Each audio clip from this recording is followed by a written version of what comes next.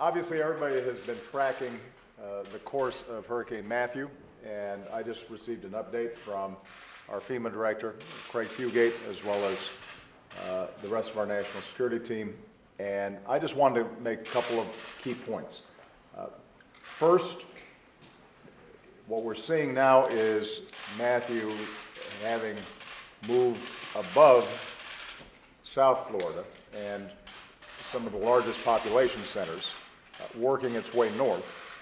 And the big concern that people are having right now is the effects that it could have in areas like Jacksonville on through Georgia. And although we've seen some significant damage in portions of South Florida, I think the bigger concern at this point is not just hurricane force winds, but storm surge.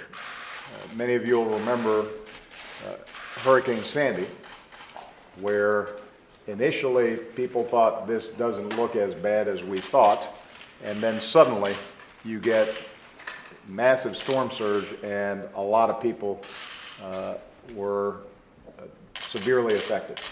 And so I just want to emphasize to everybody that this is still a really dangerous hurricane, that the potential for storm surge, flooding, loss of life, and severe property damage continues to exist, and people continue to need to follow the instructions of their local officials over the course of the next 24, 48, 72 hours. Those of you who live in Georgia, I think, should be paying attention because there's been a lot of emphasis on Florida, but this thing is going to keep on moving north through Florida into South Carolina. There are large population centers there that could be vulnerable.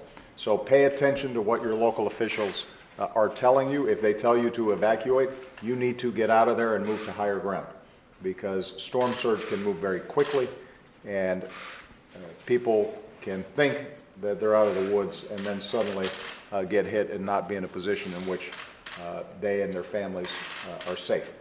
So pay attention to local officials. In the meantime, I've been in contact with the governors of all 4 of the potentially affected states. I want to thank them all for their leadership. There's been strong cooperation between federal and state and local officials.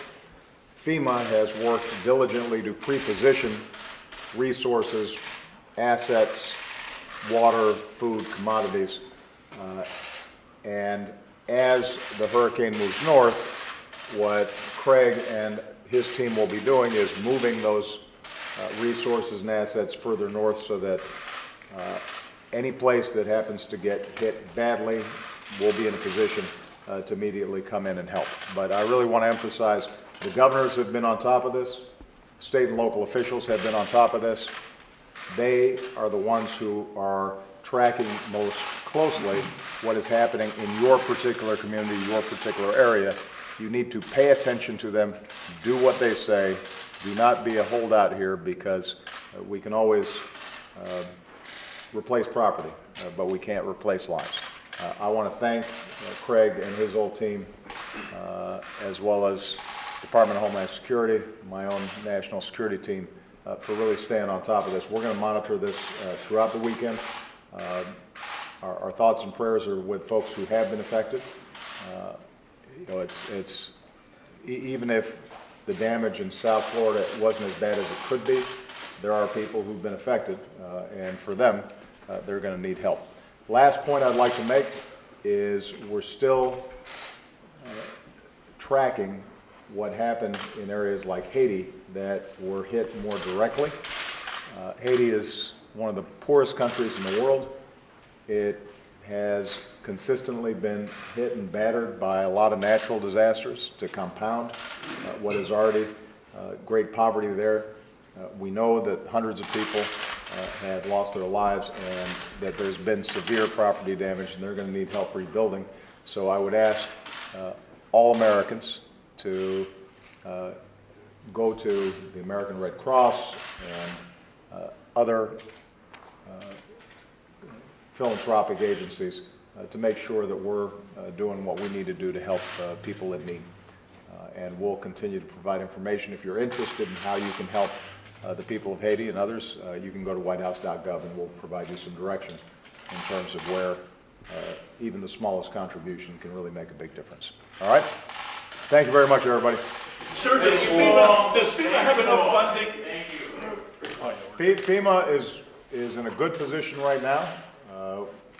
We had some concerns last year when we were in the midst of budget negotiations. I think that we did a good job of making sure that FEMA was properly funded, and not to make him blush, but we happen to have one of the best public servants in America, and Craig Fugate and his team, and they know how to manage their money and use it effectively. So that's not going to be an issue.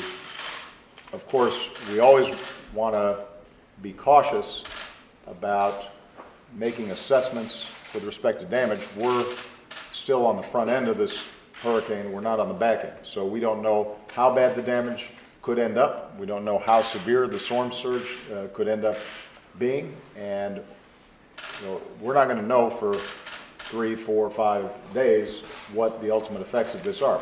If we end up having really significant problems and really severe property damage, then the Stafford Act comes into play. Our ability to provide through emergency declarations and other mechanisms more help to local governments, that's always going to be a question. We have, as you know, we still have flooding in Louisiana that has left a lot of people homeless. Over 100,000 people lost their homes there, and we still have to rebuild. There is a backlog of need from natural disasters around the country that we'd like, hopefully during the lame duck session, to figure out how to fund effectively. So the issue is not so much FEMA's funding for immediate emergency response. The issue is going to be making sure that after in this case the hurricane, but in other cases flooding or wildfires or other natural disasters, after they've happened, are we in a position to properly help people rebuild? And we'll obviously make those assessments after the